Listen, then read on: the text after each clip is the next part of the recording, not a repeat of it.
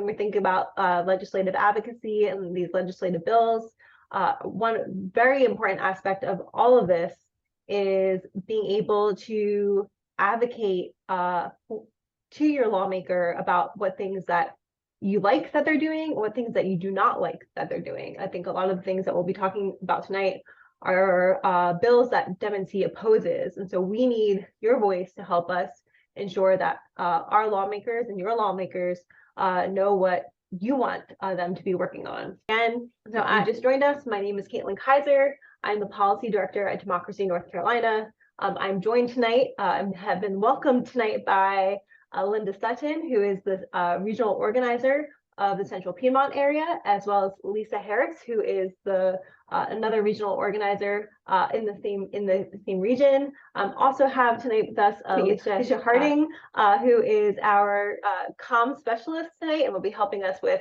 any tech issues that you may have. And so if you haven't been with us before, we are Democracy North Carolina. Our mission is to strengthen democratic structures, build power among disenfranchised communities. So when I say disenfranchised communities, typically what we're talking about is Black voters, low wealth voters, young people in particular, as well as thinking about the race class divides. And so those are typically communities that are disenfranchised. We also inspire confidence in a transformed political process that works for all. So that's something that I think is really important in our mission, is ensuring that people feel that they can actually access their power, their political power, because that is where we are going to be able to obtain and make change. We also envision a government that is truly of, by, and for the people, people power. As Angela Davis says, that is what really truly makes our democracy work for us. And then as tonight, we'll be talking about legislative bills and legislative advocacy. Democracy North Carolina is nonpartisan. And so what I will be talking about is not being for or against a party. It is about factual information. And so you don't have to stay nonpartisan. So that is something I know that is hard as an advocate to say, but Democracy North Carolina is nonpartisan. And so when we advocate from a lens of what is best for communities and people that we are advocating for. We're also a nonprofit organization. And so we don't make money off of anything that we do. And so if you are able to donate to our organization and help the work that Linda and Lisa is doing, we are more than grateful to you. And Democracy North Carolina, you are zooming in from our Central Piedmont region. I did see folks zooming in from Chatham County as well as Mecklenburg, but this is where we're at, located in North Carolina. We're in Western North Carolina. We have our Central Piedmont region, which is what we're talking about tonight. Western Piedmont, we have Southeast Greater Triangle region, as well as in Eastern North Carolina. And so if you have friends in those areas who want to get involved with us, please give them our information, and they can attend more of our events. And so our agenda tonight, and it's Durham County, so we got folks from all over the place. It's great. Please be aware that some of the information tonight is centered and targeted on Central Piedmont. And so if you're looking for information about area from your region or your city, just let me know, and we can make sure to get that information to you soon.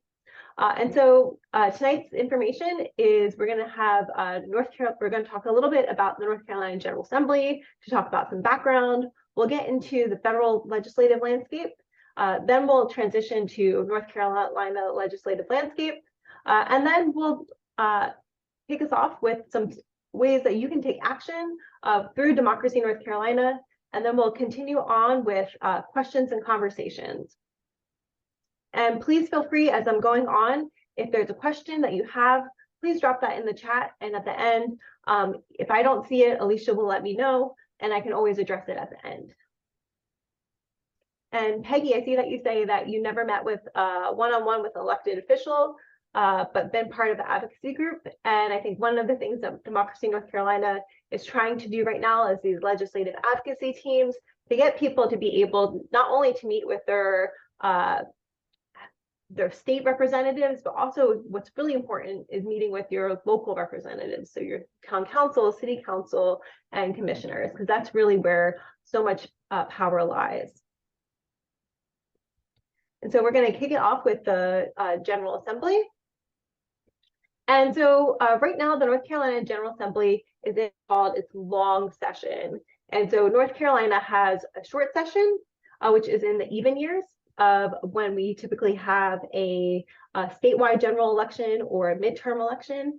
And in those off years, which we're in right now, which is when majority of municipal elections happen, is called the long session. And that starts from January to July.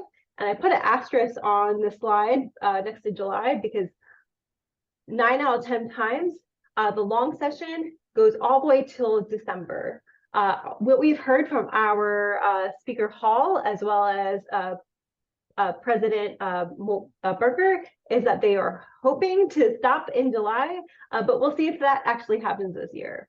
Another thing that happens in the long session that's really important is our lawmakers pass the 2-year budget. And so you may hear this as an appropriations bill in the news. And when you hear appropriations bill, what that means is that our lawmakers is deciding where your tax dollars are going to be, where they're going to be paying for government or state agency services. And so thinking about a big topic that has been going on right now is those private school vouchers. That's also known as those opportunity scholarships. That is our money, the money that we are putting into as taxpayers to the state, going to private schools. Some people are, this is a partisan issue that is very complicated, but one important thing about that is it's taking away tax dollars and money from public schools. And so policy people like myself, this is a new form of school segregation.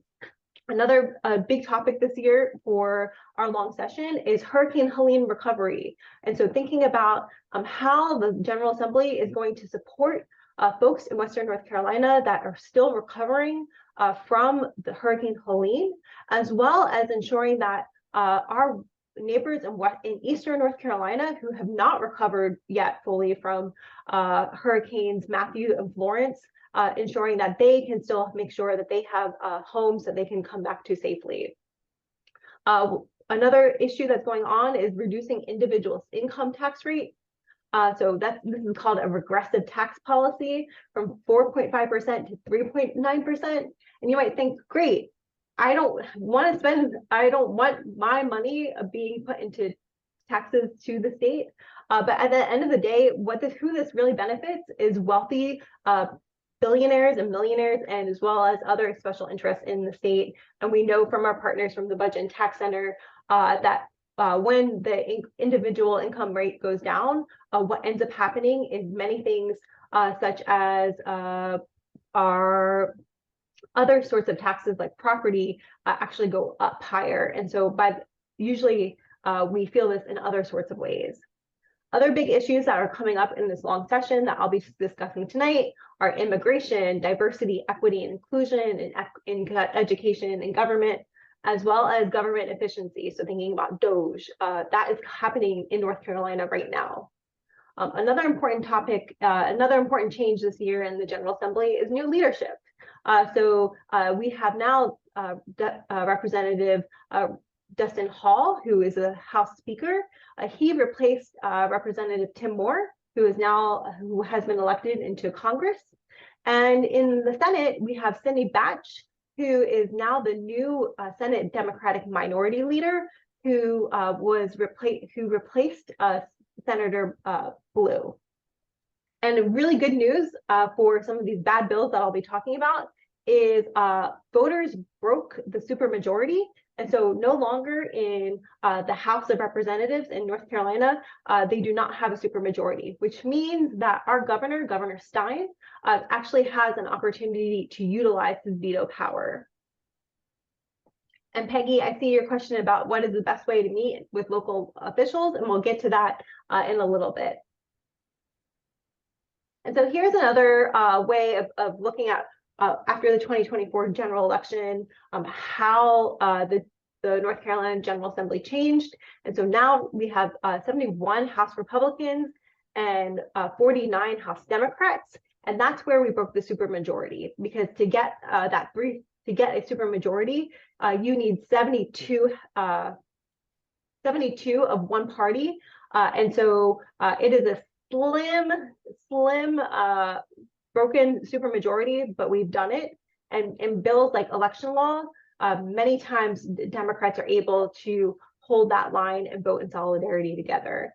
And in the Senate, we have 30 senators who are Republicans and 20 Senate Democrats. And importantly, in total, we have 172 representatives who are elected every 2 years.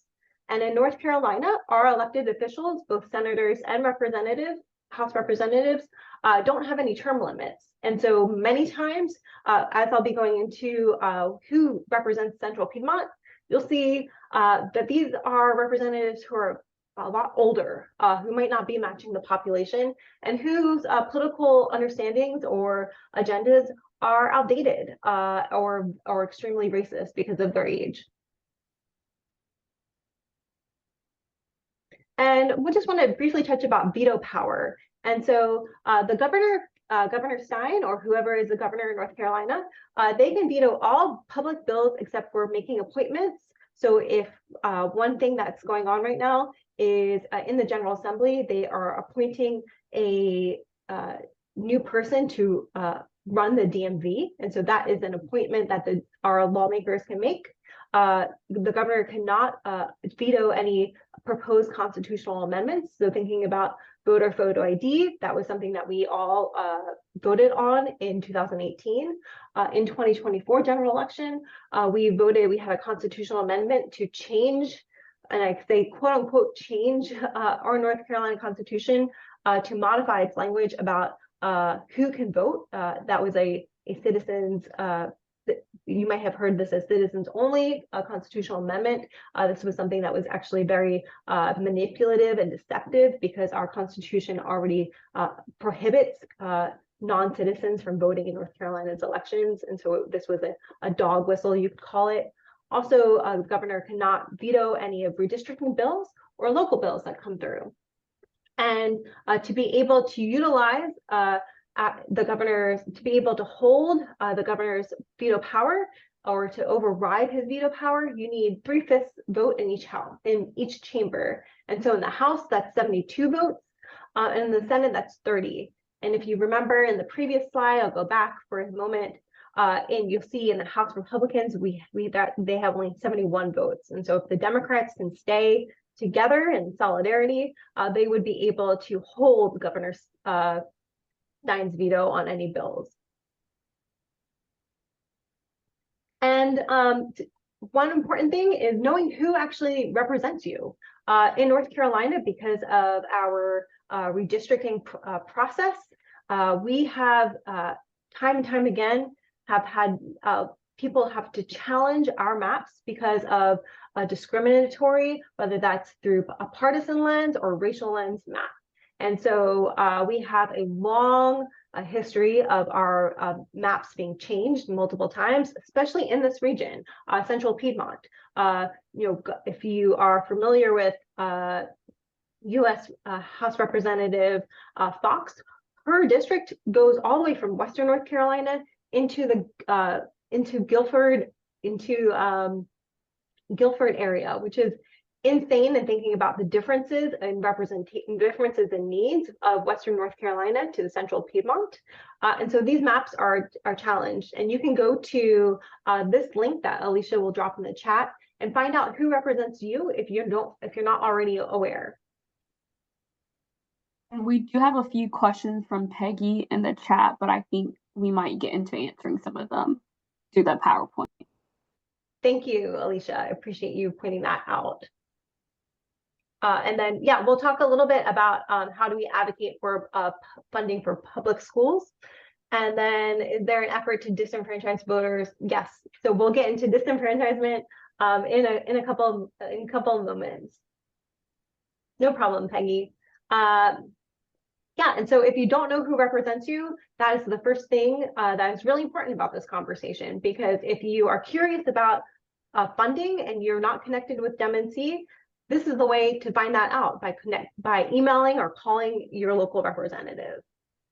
And I didn't see any Alamance folks in the room, but if you're from Alamance, this is who represents you. You have Representative Dennis Riddle, Representative Ross, and Senator Gladley. And I'm going to go through this quickly because I know we've got a lot of content to get through. And one thing I'll make sure of is you'll get these slides after this presentation. And so you're like, wait, what did Caitlin say about who represents me? Don't worry, we'll get you this information. In the Forsyth area, county, you have a lot of representation because Forsyth has a large population. And if you might be asking, why do some counties have more representatives than others? It's based off of population. And so when we do redistricting, we have to make sure one person, one vote. And so when in North Carolina, when we're redistricting counties, that is based off of the population and making sure that that is representative of the amount of people within that county. So Forsyth has a larger population than Alamance County. So you have lots of representatives in this, and you have a more, previously in Alamance, you had only Republican representation, and in Forsyth, you have more bipartisan representation. Guilford, again, Guilford has a larger population than both Forsyth and Alamance, and so again, here you're going to see more representatives for Guilford County. I want to also draw your attention to Representative Cecil Brockman. Representative Cecil Brockman is someone where Democracy North Carolina is putting a lot of attention on, because if you remember with Tricia Cotham, I saw that we had a couple people from Charlotte in here. Tricia Cotham originally ran as a Democrat, and she was elected by people in the Mecklenburg area. And then after she got elected as a Democrat, she changed parties to Republican. And there's a bill right now actually in the General Assembly that would prohibit any representative from doing that and would require them to resign if they changed parties. And so Cecil Brockman is someone where we are potentially concerned about his loyalty as a Democrat. And so if you are represented by Cecil Brockman, that is someone where we would really encourage you to be building that relationship with him to ensure that he is staying with the Democratic Party. And I say this again as in factual situation, not in a being a pro-Democrat, and so just wanted to make sure that that is clear. We're saying nonpartisan.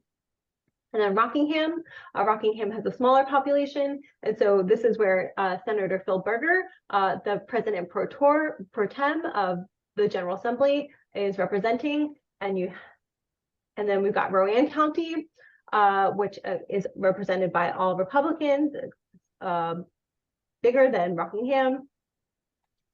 And again, if you missed out who represents you, or you're like, wait, I'm not from Central Piedmont, please follow that link that Alicia dropped for you, and you can find out who represents you.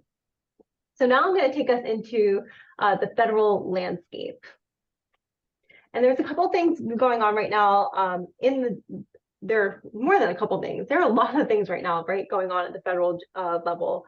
And you may feel really overwhelmed or angry or frustrated about what the current Trump administration is doing. And that is completely fair. And I also want to say that this inundation of following executive orders, changing with tariffs, figuring out what's going on with our education department, this is all done very on purpose, and it is done to exhaust people and make people feel like they do not have power. But at Democracy North Carolina, we know that when we stand up and fight together, we can make sure that we continue to energize each other and that have a strategic plan to fight against these bills. Although Democracy North Carolina focuses on voting bills that that would disenfranchise folks, as well as anything related to elections. We have partners across the state that focus on bills about Social Security and Medicaid from the Justice Center, North Carolina Justice Center. If you're concerned about taxes and tax policy and budgeting, we're partners with the North Carolina Budget and Tax Center. If you are concerned about immigration rights, we have partnerships with Mexicon. So please, if there's something where you're like, what about this? Please reach out to Lisa and Linda, and we can make sure that we can connect you with the right partner on that topic. And so I'm going to briefly talk about the SAVE Act. And so the SAVE Act is another deceptive bill. And so this bill means the Safeguard America Voter Eligibility Act. And this morning, a part of my job, I was actually listening to our U.S. House of Representatives debate this bill. And so this bill was debated and voted on today, and it passed the House of Representatives. I want to say that one of the things that we were really concerned about, and Democracy North Carolina was putting a lot of pressure on, is Representative Dawn Davis, who represents Congressional District 1 in Eastern North Carolina. And the reason we were really concerned about Representative Dawn Davis is that last summer, when this bill came up, he voted in favor of this bill. And he was the only Democrat in the North Carolina delegation that voted in it. But with our pressure and raising awareness, he voted against the SAVE Act. And so that was a huge victory for the North Carolina delegation, where we had all of our Democratic representatives vote against this bill. For the SAVE Act, what that would mean is when you register to vote or when you re-register to vote, you would have to provide a proof of U.S. citizenship. And the SAVE Act, in its way that it describes how to prove that proof of U.S. citizenship is that document must say that you are a U.S. citizen. And so Peggy asked, why does the Real ID not qualify? North Carolina's Real ID does not qualify because it does not say that you are a U.S. citizen. If you have a Real ID, I would encourage you to go take a look at it. It has that star. It says where your city is. It says that you are a resident of North Carolina, but it has nowhere on that document, on that ID, that says that you are, explicitly says that you are a U.S. citizen. And so that is why the North Carolina's Real ID does not qualify. Only 5 states have on their Real ID that you are a U.S. citizen. And so what a proof of U.S. citizenship would mean is your birth certificate or U.S. passport, naturalization documents, some military IDs. And so it is very limited. And at Democracy North Carolina, we are advocating that the SAVE Act is a form and tactic of voter suppression.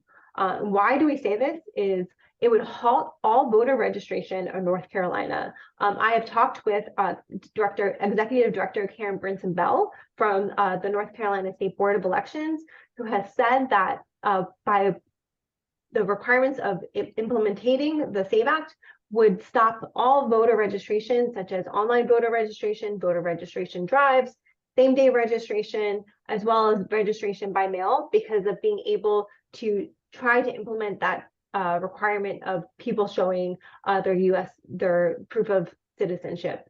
The SAVE Act requires you to do that by going in person. It does not allow you to show that proof of citizenship by, for example, making a copy of your U.S. passport and sending that in. You would have to go in person to register to vote or re-register to vote. It's also a poll tax. These documents are extremely expensive for the everyday person. $165 for a passport, $60 for a birth certificate in North Carolina. And importantly, over half of North Carolinians do not have these documents, do not have a U.S. passport. So the stat I have on the screen says that almost 44% of North Carolinians have a U.S. passport, which means over half of the rest of us don't have that document. And another important stat for you all is over 2 million North Carolinian women do not have a birth certificate with their current name. And so that means that those women would need to be able to utilize a different form of documentation, or have to take the time out of their day to be able to update those documents to match their current legal name. And again, that's an expense. That's a travel expense. That's taking time out of your work, potentially finding childcare. That is those sorts of barriers, when compounded, create forms of voter suppression, because what people say is, I don't either have that time, or I'm just not going, I'm going to sit this one out. And Peggy, you cannot use an expired passport, so it has to be an active passport. So that's a great question. And from our national partners, we know that over 18% of North Carolinians would have to find a new way to register to vote using census data from 2022. Another thing that DemNC is tracking at the federal level is the executive order that was released by President Trump last week. And so this executive order is called Preserving and Protecting the Integrity of American Elections. This requires proof of citizenship to vote. So similar to the SAVE Act, it would require DOJ to review state voter rolls. So allowing DOJ to take our voter privacy information. It would require all mail ballots to be in by election day. North Carolina already does this. This is a requirement by our law. And it would freeze federal funding if states do not comply with this. Importantly, the bottom line with this executive order is the president does not have this sort of power to be able to change our state and federal election laws. This power is only within our congressional representatives, or our state representatives have that power, but not the president.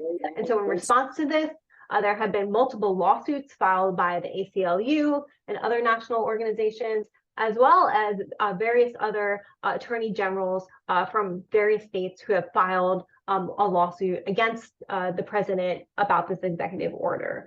So the Democracy North Carolina is monitoring this and making sure that that this is not.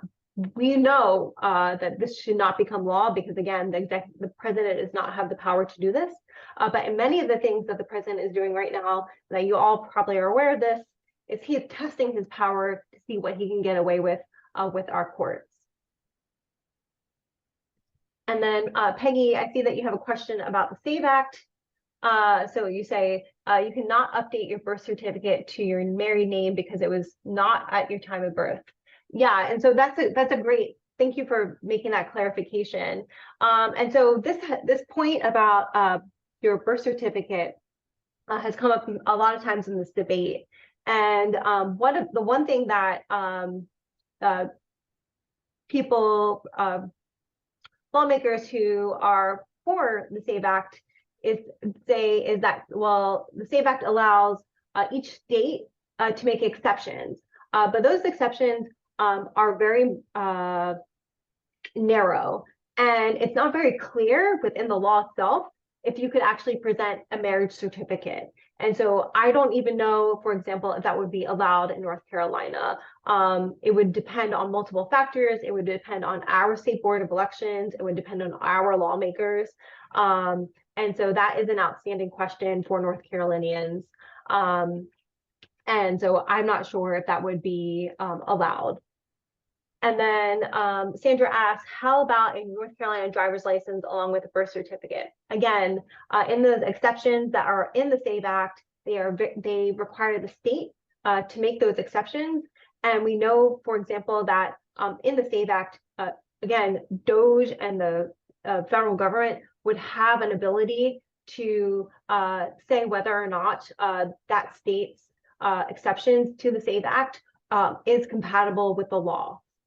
And so many times what we are hearing from legal scholars is that some states may not even try to ensure that there are exceptions to it and go exactly as what the SAVE Act says, which again is that proof of citizenship by birth certificate, U.S. passport, naturalization documents, and some military IDs. And I say some because not all military IDs have noted that you are a U.S. citizen. And some good news at the federal level is the John Lewis Voting Rights Act. And so this is something that has been introduced for goodness, the last more than the last 5 or so years. And it would restore the integrity of the Voting Rights Act of 1965.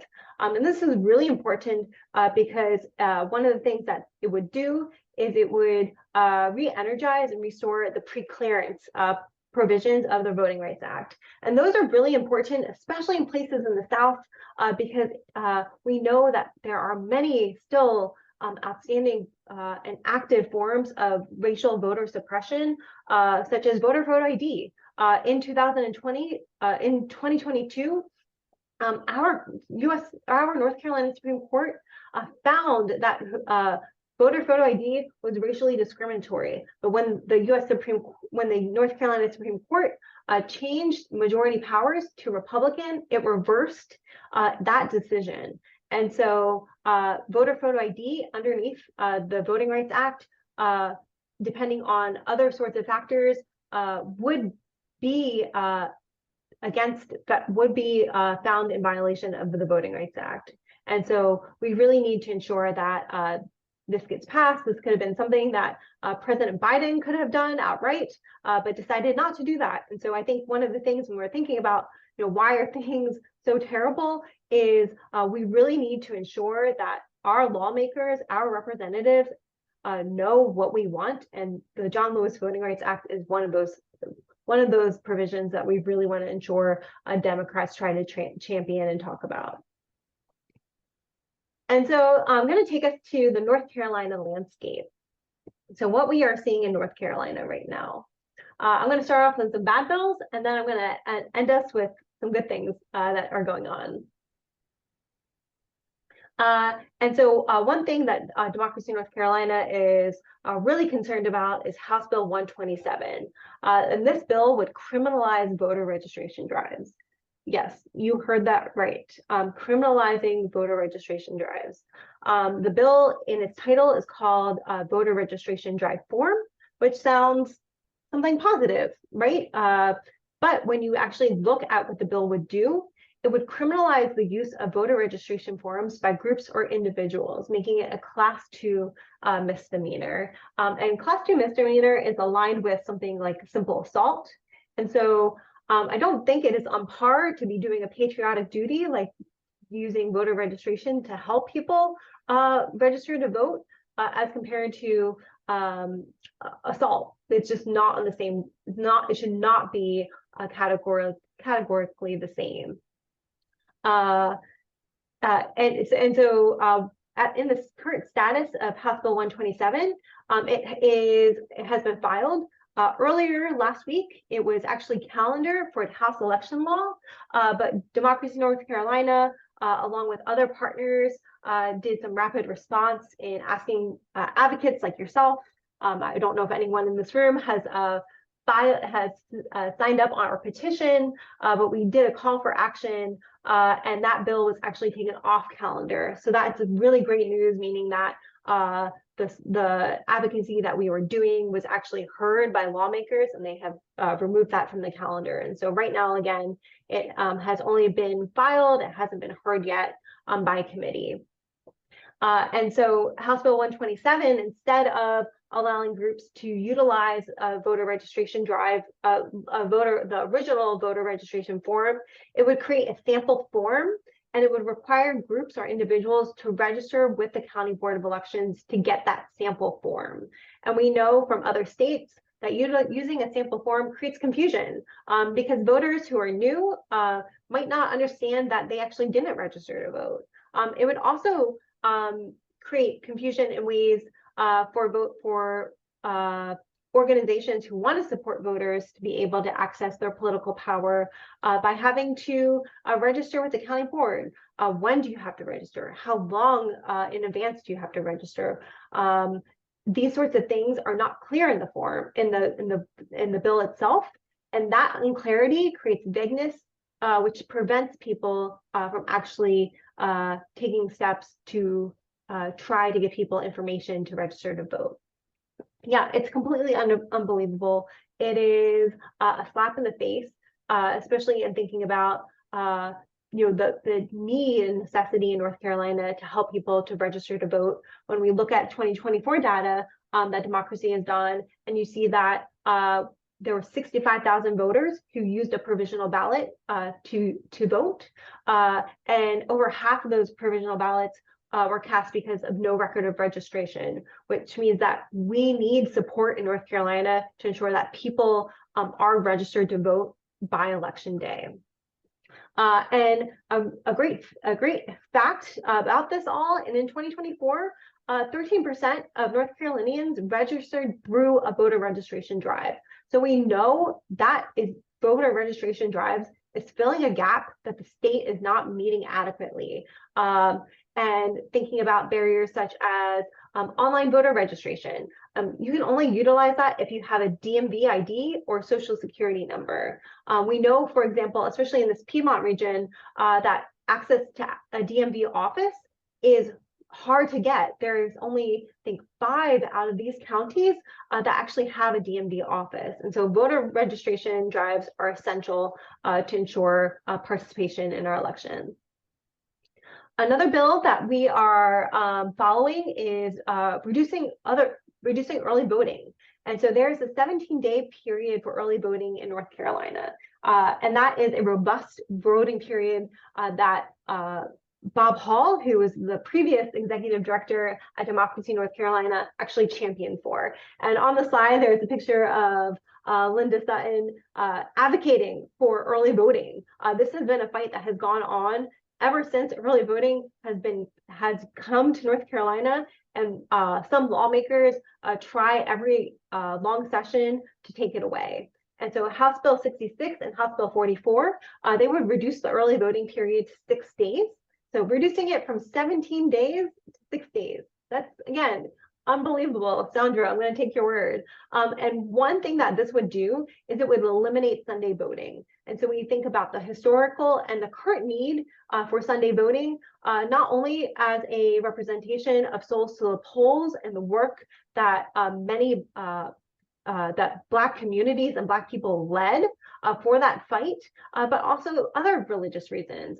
There are people who would not be able to vote. Our Jewish community or our Muslim community neighbors who utilize Sunday to be able to vote.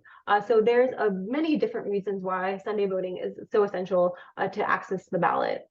And there's another bill, House Bill 825, that would reduce the early voting period to 10 days. In thinking about the days that these bills would reduce, over 3 million people utilize early voting period in those days. And so it increases early voting, we know increases voter access, participation, it reduces long lines and waits on election day, and it helps our election officials because it allows people to have a plethora of days to vote, which ensures that our election officials aren't rushed to the last day to register to a process ballot. And here's a couple other handful of other bad bills that DemNC is following. There is Senate Bill 58, which restricts challenges to presidential executive orders. And so it would prohibit our Attorney General, Jeff Jackson, from making any legal challenges, whether that's litigation, filing an amicus brief, which means friends to the court, to the president's executive orders. And since this bill has been filed, we have seen Attorney Jeff Jackson stop challenging presidential executive orders. And so the executive order I talked about moments ago about changing and creating voter suppression at the federal level, several attorney generals across the state filed litigation challenging that. But North Carolina was not on that litigation. And so we are already seeing, just by this bill being filed, chilling our Attorney General from taking action to protect North Carolinians. We also see the DAVE Act. The DAVE Act means the Division of Accountable Value and Efficiency. And this would mimic DOJ and give it those sort of DOJ powers to the state auditor.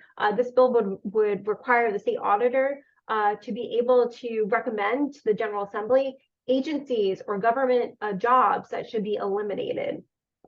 We also see several different attacks on DEI. So in terms of eliminating diversity, equity, inclusion in state and local governments, as well from public schools.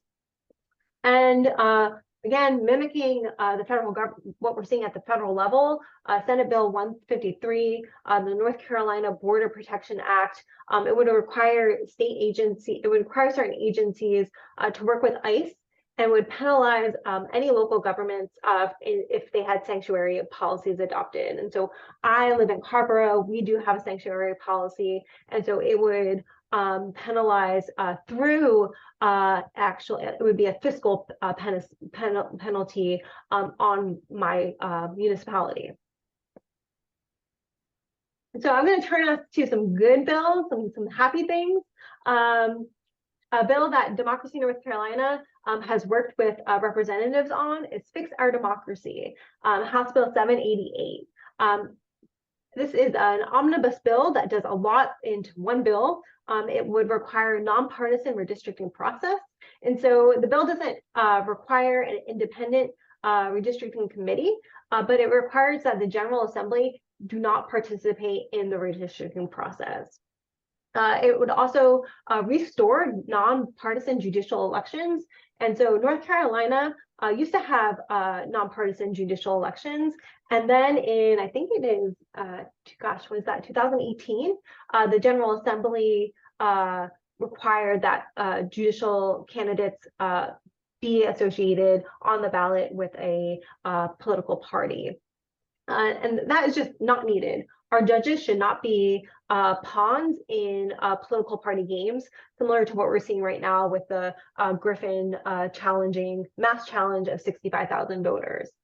And the things that you see highlighted in orange, so the nonpartisan judicial elections, expanding online voter registration so that people outside of people who don't have a social security number or a DMV ID could actually access online voter registration, requiring only a one witness requirement for voting by mail, and stopping special and wealthy interests from influencing lawmakers. Those are things that Democracy North Carolina have been working with lawmakers and advocating for. So it's really great to see our work with these lawmakers in a bill. Again, this is only introduced, it's not law yet. But we are fighting to make sure that people are aware of it and can tell their representatives to advocate for this.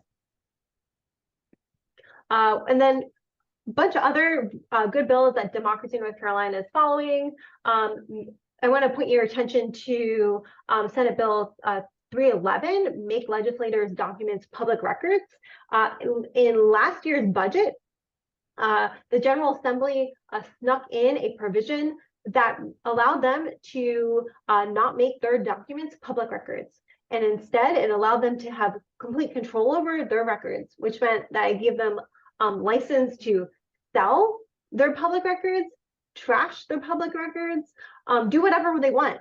And so now when I am advocating and making public records requests, it's not worth my time anymore because I know that they don't have to respond to them. And so it is a way of taking away transparency and accountability from the people who elect those lawmakers. Two other bills that I think are really important are House Bill 77, Environmental Justice. This would prevent big development from going into communities that have and doing whether it's toxic waste or hog farms or other sorts of environmental hazardous impacts that would disproportionately impact low income or minority communities. Because we know many times that when we see environmental injustices, those have the biggest impact on low income and minority communities. There's also a bill, House Bill 403, Workers' Rights Act, which would abolish at-will employment, which is right now an opportunity for employers to fire someone without any due process or cause. And if you're like, Caitlin, you just gave us a lot of information. How am I supposed to keep track of this? Democracy North Carolina has a public tool. It's our legislative digest, and you can stay up track with us and be able to follow the bills and get information. And so Alicia will drop a link in the chat where you can have direct access to this document and follow along with us. And so what's going on next? I'm seeing that we are getting close to our time, and I want to be able to make sure that I give you all some calls to action and be able to make sure that I leave room for us to have a discussion. But I just want to briefly talk about a couple things. One thing that we're concerned about is the 65,000 voter challenge. And so last week on Friday, the North Carolina Court of Appeals ordered a cure process, requiring that over 65,000 voters take steps to fix their ballots if it was challenged by Judge Griffin. The North Carolina Supreme Court put a temporary hold on this. And so right now, there is no need for, if you or you know someone whose vote has been challenged, to take action. However, Democracy in North Carolina is working with state partners and making sure that voters have that information, and I'll talk about that in a moment. Another thing that we're really concerned about is voting by mail restrictions. And so our state adopting a signature verification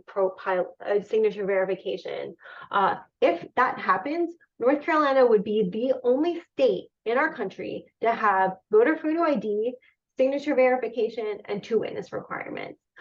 Those compounded factors we know will suppress the votes of so many people, especially older residents of North Carolina and young people. And so to the fun part, what can we do about this? If you feel like enraged, if the things that I talked about, some of the good bills, you were like, yes, why don't we have this? I'm going to tell you some ways that you can take action, but we're going to start with the bad stuff because, right, if you're angry about House Bill 127, the voter criminalization, you can tell your lawmakers to vote no on House Bill 127. Democracy North Carolina has done a really great job of being able to make sure that you can put in your name, where you're from, and you can click send and be done. And so this right here, if you've got your phone, you can take a QR code picture of that. And Alicia is doing a great job with dropping some links in the chat. And so one thing that as I go through this, Linda and Lisa's request for you tonight is please take at least 2 of these actions. But after this call, we'll be sending you all of this information. And so if you missed it right now, don't worry about it, but we are asking you, please take at least 2 of these actions tonight. And that is the first step on really being able to join us in our fight for voting and accessible elections in North Carolina. And I'm taking that action right now. Let me go back to the slide. Sorry, y'all. Let me see. Got some tech updates. Sorry about that, everyone. So another action we want you all to take is vote no on Senate Bill 58. So 58 was the bill that prohibited Attorney Jeff Jackson from filing any litigation or legal challenges against those presidential executive orders. Our Attorney General has the right to protect our individual rights. We want our Attorney General to tell the president, no, we do not want you to shut down the Department of Education. We do not want you to require DOJ to have ownership of our voter rolls. These are things that we do not want the president to do, and the Attorney General, who we voted for, should have the right to do that. Another one, tell Senators Budd and Tillis to vote no on the SAVE Act. This is something that is going to, because it passed the House of Representatives today, it will move on to the US Senate. So please take a moment to tell them to vote no on this. We do not need 21 million Americans who do not have these forms of ID to be disenfranchised or to have to go through multiple hoops and barriers to be able to get those documents. It's just not necessary. And then we have a really great program that's coming up that Linda and Lisa will be a part of. This is called Pathways to Power. And so if you're thinking, this all sounds great, but maybe a little intimidating, or I'm not really sure where this fits in. I think when we think about organizing and how we can have a collective voice, I think this graphic does a really great job of a president or a lawmaker or a bill may seem like I am just one voice, but when we bring our voices together, which is called organizing, we can actually fight and make change. It might not be change that we see right now, but it will be change that we can see in future generations, or maybe in a couple of years. And so we know that progress sometimes can be slow, but now is the time to really be building together. And so Pathways to Power is a leadership development program, and it ensures that your power does have effect. And so it's a 2-day training. And it talks about defining power, who has power in North Carolina, how do people empower when, and so thinking about strategies that we can use and adopt to tailor that to fight against capitalist structures, to fight against white supremacy. How do we win? And then making our plan to win. And so joining us in Democracy North Carolina, and by August, you'll have ability to help people vote in the municipal elections, thinking about 2026 and the midterms, other sorts of local actions. Do you want a referendum in your county to be able to have a sanctuary city? What are some things that you're concerned about? We'll teach you the tools and tactics to get there. And then finally, that 60,000 voter challenge. If you haven't checked yet, if you're in the list, please do so. You can also text 888-OUR-VOTE. That number is 888-687-8683. And you'll actually text me. I'm the person on the other end that you'll be texting, and I can give you information about if your vote is being challenged and how to protect it. And if your vote is not being challenged, we still encourage you to join our movement and fight, because we really want to ensure that the court does the right thing. You cannot change the rules after an election, try to massively disenfranchise 65,000 people just because you want a seat on the Supreme Court. That's not how this works. That's not how our democracy works. And then if you want more, we've got a bunch of other ways that you can connect with us. And at DemNC, we have several different programs, elections advocacy, legislative advocacy, so you can join me at the General Assembly. You can join our County Board of Elections and learn about how our elections are safe, secure, and transparent by monitoring the County Board of Elections.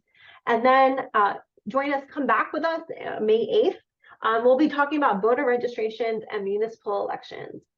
And so if you join the fight with us at Democracy North Carolina, there's always something for you to do and get a part of.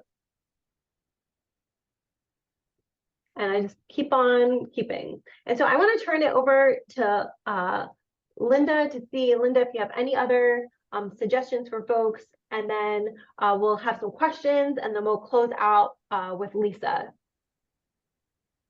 Thank you so much. Can we get a thumbs up for Caitlin? She ran through it in 1 hour and didn't miss a beat. So y'all show her some love, please. But thank everybody for joining us. This is just the beginning.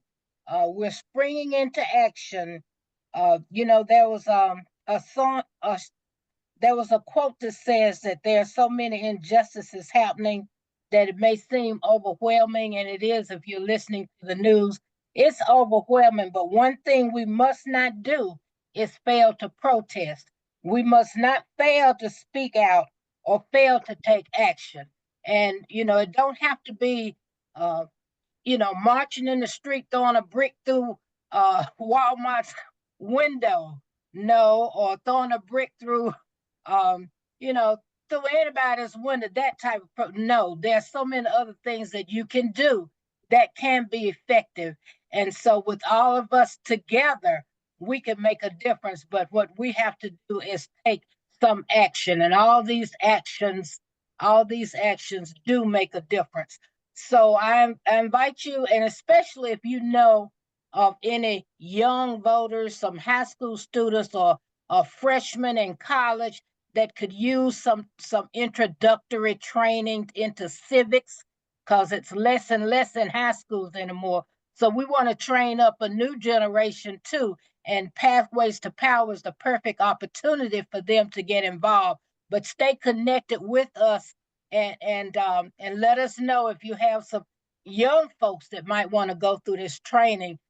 Just shoot us an email or give us a call. I want to thank Lisa, our regional organizer out of Guilford, Rockingham, Alamance. If you want to come on and say a couple words and close us out.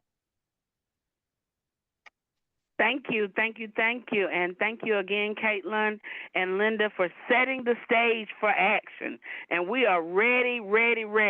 We've got so many things to do in our Central region and statewide. We've got so many great advocates that are on this call and that will receive this recording after it's over. Please don't forget, you have our contact information. And just to let you know, we're going to be doing a Central Region tour soon. So if you have a location in your city, in your county, that you would like us to come to talk to some individuals in your area, please do not hesitate to contact us. And if it's not in the Central Region, we can definitely link you up with others in our region, statewide. Again, we try to respect everyone's time. Thank you so much for everyone who took time to come out tonight, and good night. Next month, we'll be featuring Power the Vote, North Carolina Legal Conservation Voters, and then the NAACP, all of our partners in this effort for the next month. So please join us.